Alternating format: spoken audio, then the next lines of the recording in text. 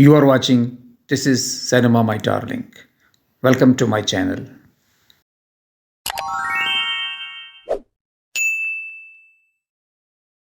ख्वाब और सिनेमा। हम देखेंगे कि सिनेमा और ख्वाब का आपस में क्या ताल्लुक़ है, तारीख़ के लिहाज से, फ़िलासफ़ी के लिहाज से, फ़िल्म थ्योरी के लिहाज से। उस वक्त अल्लाह ने तुम्हें ख्वाब में काफिरों को थोड़ी तादाद में दिखाया था, और अगर बहुत करके दिखाता तो तुम लोग जी छोड़ देते और जो काम दरपेश था उसमें झगड़ने लगते, लेकिन अल्लाह ने तुम्हें उससे बचा लिया। बेशक वो सीनों की बातों तक से वाकिफ है। जी, कुरान पाक की ये आयत करीमा, आपने उसकी एक झलक, कुछ बोल हमने सुनाए जो कि ख्वाब से हवाले से थी। हमारे लिए कुरान पाक से मातबर चीज़ दुनिया में कोई भी नहीं। ख्वाब की जब बात हम कर रहे हैं तो क्यों ना हम अल्लाह ताला के कलाम से देखें कि हमें ख्वाब के बारे में क्या बताया गया है, क्या कहा गया है। दुनिया की बाकी फ़िलासफ़ीज़, बाकी नज़रिए, एतक़ाद सब अपनी जगह, लेकिन कुरान हमें ख्वाब के बारे में जब बताता है तो इसमें दो बातें हैं। एक तो इससे हमें ये पता चलता है कि ख्वाब हकीकत है,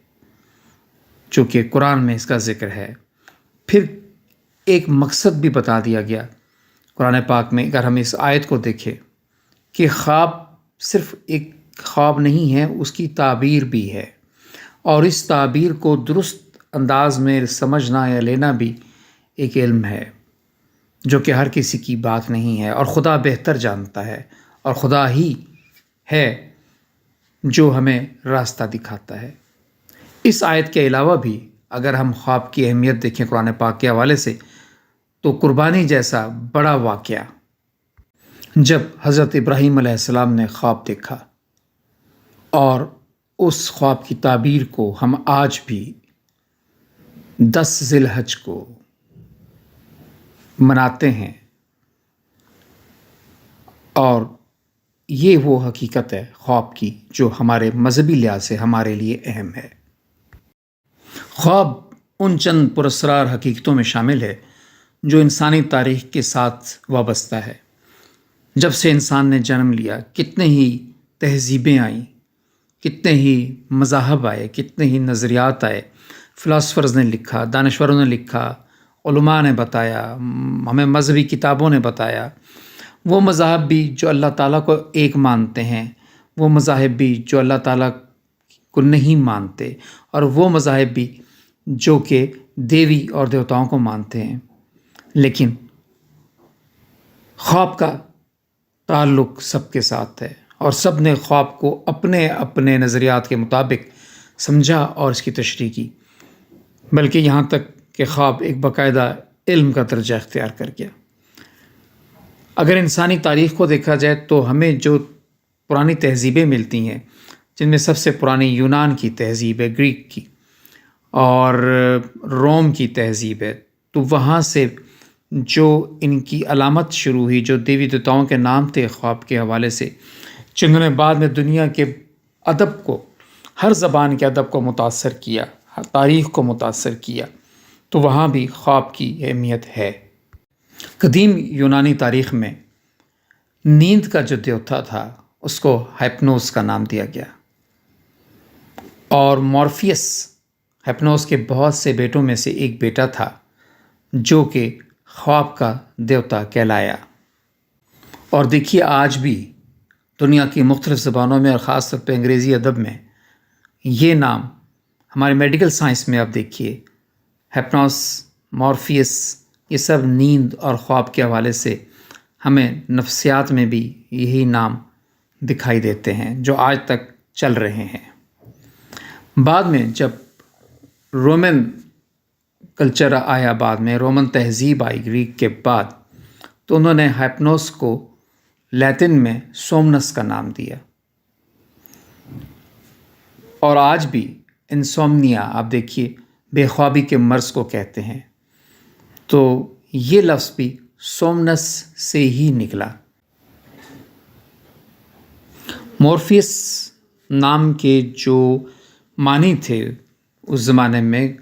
گریک لینگویج میں، وہ تھے کہ وہ شخص جو کہ فارم کرتا ہے، کسی چیز کو بناتا ہے، شیپ دیتا ہے. یہ یونانی روٹ مورفی یعنی شیپ سے نکلا. اور آپ دیکھیے کہ جب ہم خواب میں اس کا دیتے ہیں تو یہ خواب ہیں.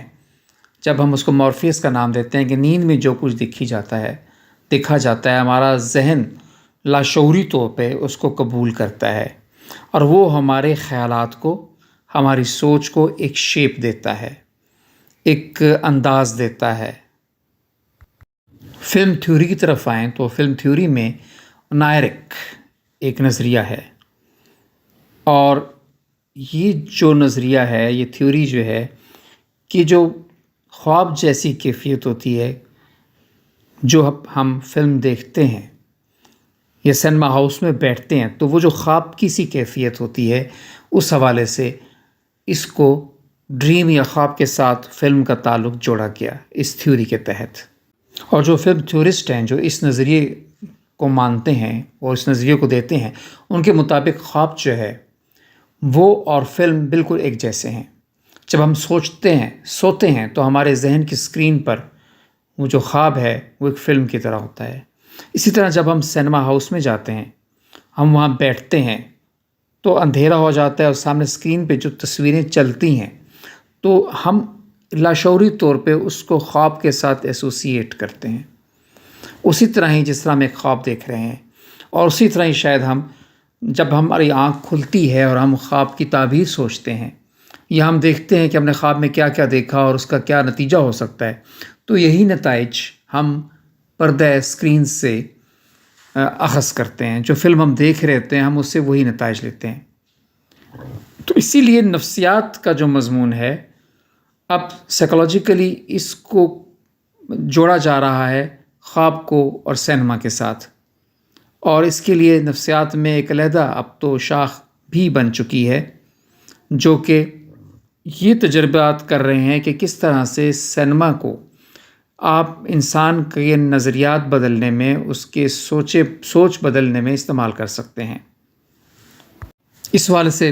فلم تھیوری میں بہت ریسرچ ہوئی اور بہت سی کتابیں بھی لکھی گئی ہیں. تو جو شروع میں جب فلم کا آغاز ہوا، فلم جب شروع ہوئی تو کہا یہ جانے لگا کہ یہ جو تھیٹر ہیں، سینما ہاؤسز ہیں، یہ ڈریم پیلیسز ہیں، یہ وہ محل ہیں جہاں بیٹھ کے ہم خواب دیکھتے ہیں. 1950 میں جب کہ ہالی ووڈ اپنے عروج پہ تھا تو پاؤڈر مارک نے ایک بک لکھی جس کا نام تھا ہالی ووڈ دا ڈریم فیکٹری. اب اس نام سے ہی یہ ظاہر ہو رہا ہے کہ ہالی ووڈ کو یا سینما کو ڈریم کے ساتھ مشروط کر دیا گیا، خواب کا تعلق سینما سے ڈیولپ کر دیا گیا، اور فلم کو بھی ایک ڈریم فیکٹری کہا جانے لگا کہ جہاں خواب بنتے ہیں، ہم خواب بناتے ہیں، خواب دیکھتے ہیں، خواب سوچتے ہیں. یعنی جب ہم نیند کی حالت میں ہوتے ہیں تو جو ہم خواب دیکھ رہے ہوتے ہیں وہ بھی موونگ امیجز ہیں، وہ چلتی پھرتی تصویریں ہیں جو ہمارے دماغ کے پردے پر بن رہی ہوتی ہیں اور ہم لاشعور میں اس کو دیکھ رہے ہوتے ہیں. لیکن جب ہم جاگ رہے ہوتے ہیں تو شعوری حالت میں ہم سینما کی اسکرین پر وہی چلتی پھرتی تصویریں دیکھتے ہیں. فرق صرف یہ ہے کہ وہ تصویریں جو ہم خواب میں دیکھتے ہیں وہ الہامی ہیں، ظاہر ہے وہ ہماری قدرت میں نہیں. وہ ایک ایسا پراسرار چیز ہے کہ جس کا آج تک انسان اتنی سائنسی ترقی کے باوجود، اتنے تجربات کے باوجود بھی سراغ نہیں لگا سکتا کہ وہ کیسے بنتے ہیں، وہ خیالات کہاں سے آتے ہیں. لیکن سینما والی اسکرین جو ہے ظاہر ہے وہ ہم خود بناتے ہیں،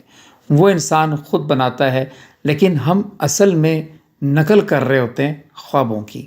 کہ جس طرح خواب ہے اسی طرح سینما بھی ہے. اور جو بھی چیز ہم خواب میں دیکھتے ہیں یا سینما پہ، اگر ہم اس کو لاجک کے تحت دیکھیں، اس کی توضیح کریں، استدلال سے دیکھیں تو وہ ایریشنل ہوتی ہے. اب دیکھیں نا، فلموں میں کئی سین ایسے ہوتے ہیں آپ کہتے ہیں یار آپ کی عقل نہیں مانتی کہ کیسے ہو سکتا ہے، لیکن فلم میں آپ دیکھ رہے ہوتے ہیں اور آپ مان بھی رہے ہوتے ہیں لاشعوری طور پہ. اور یہی حال خواب میں بھی ہے. ہم خواب میں ایسے ایسے مناظر دیکھتے ہیں، ایسی ایسی باتیں دیکھتے ہیں کہ شاید جب ہم جاگ رہے ہوں اور ہم عقل کی مدد سے اس کو سوچیں تو ہمیں لگے کہ یہ تو ناممکن ہے، یہ ہو ہی نہیں سکتا، لیکن وہ خواب میں ہو رہا ہوتا ہے۔ ایز اٹ از یہی سب کچھ جب ہم سینما پہ دیکھتے ہیں تو وہاں بھی وہ سب کچھ ہم اپنی آنکھوں کے سامنے دیکھتے ہیں جو کہ ہم سوچتے ہیں کہ ناممکن ہے۔ ایسی کئی فلمیں ہیں، فکشنز ہیں، جو آپ کی سائنس فکشن ہیں، جو اور طرح کی فلمیں ہیں، ہم وہ بہت سے سین دیکھتے ہیں اور ہمارا دماغ شاید ان کو ایکسیپٹ کرنا شروع کر دیتا ہے لاشعوری طور پہ، اگر ہم سوچیں نہیں تو۔ یعنی ہم جاگنے کی کیفیت میں نہ آئیں، ہم اپنے آپ کو خواب کی ہی کیفیت میں رکھیں،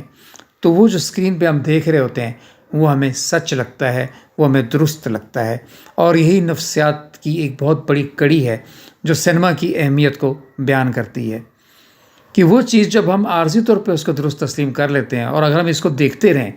تو ایک وقت آتا ہے یا ہمارے دماغ کے ایک حصے میں اس کا ایک تصور ایسا بن جاتا ہے کہ ہم اس کو سچ تسلیم کرنے لگتے ہیں، اور خود بخود ہمارے خیالات، ہماری سوچ، ہمارے نظریات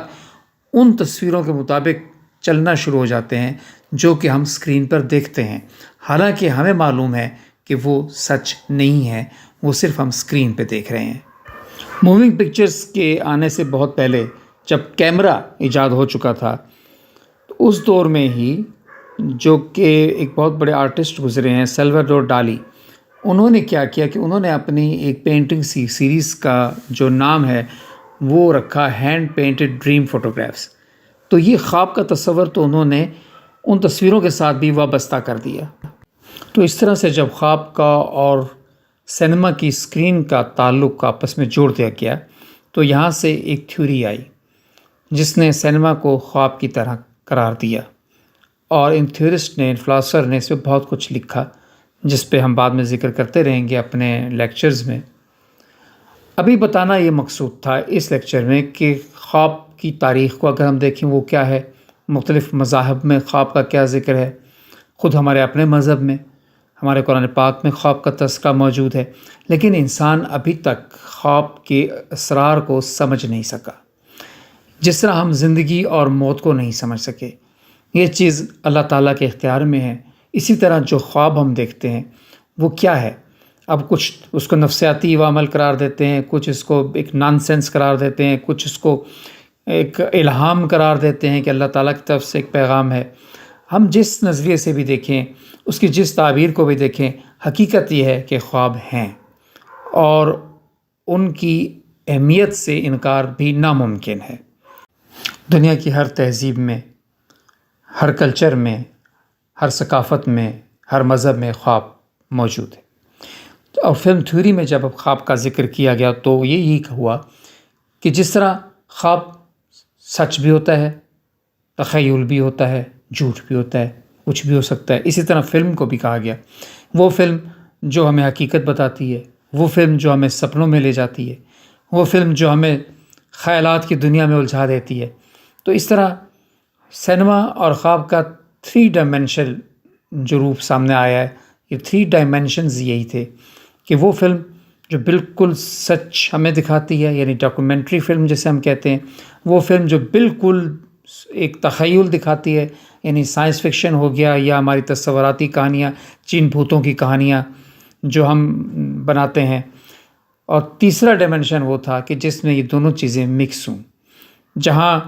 حقائق میں بھی ہوں نہ ہوں لیکن وہ چیزیں ہوتی ہوں دنیا میں، جیسے انسانی رشتوں کی بات ہے، ہمارے تعلقات کی بات ہے، محبت، نفرت ہے، جنگ، امن ہے۔ تو یہ 3 ڈائمینشنز تو فلم تھیوری نے اسٹیبلش کیے۔ اس لیکچر کے اگلے پارٹ میں، یعنی سیکنڈ اور آخری پارٹ میں، اب میں بات کروں گا 4تھ ڈائمینشن کی، کہ 4تھ ڈائمینشن کیا ہے، ان 3rd ڈائمینشن سے ہٹ کے، جو کہ سینما کی ایک نئی تھیوری ہو سکتا ہے خواب کے حوالے سے، خواب اور سینما کے حوالے سے، کیونکہ میں سینما کو خواب ہی سمجھتا ہوں، وہ کیونکہ اس کی تمام تصورات جو ہیں وہ خواب ہی جیسے ہیں۔ تو پارٹ 2 میں ہم بات کریں گے خواب اور سینما تھیوری کے حوالے سے، ان جو اس وقت اسٹیبلشڈ 3 ڈائمینشن ہیں وہ، اور پھر جو ایک نیا ڈائمینشن 4تھ ڈائمینشن اس میں آ رہا ہے، ہم اس کا ذکر بھی کریں گے۔ تو وہ اسٹوڈنٹس جو سینما اسٹڈی سے دلچسپی رکھتے ہیں، جو فلاسفی سے دلچسپی رکھتے ہیں، یقیناً ان کے لیے وہ ایک بہت اچھا لیکچر ہوگا، تو ضرور سنیے گا۔ اس وقت تک کے لیے اجازت۔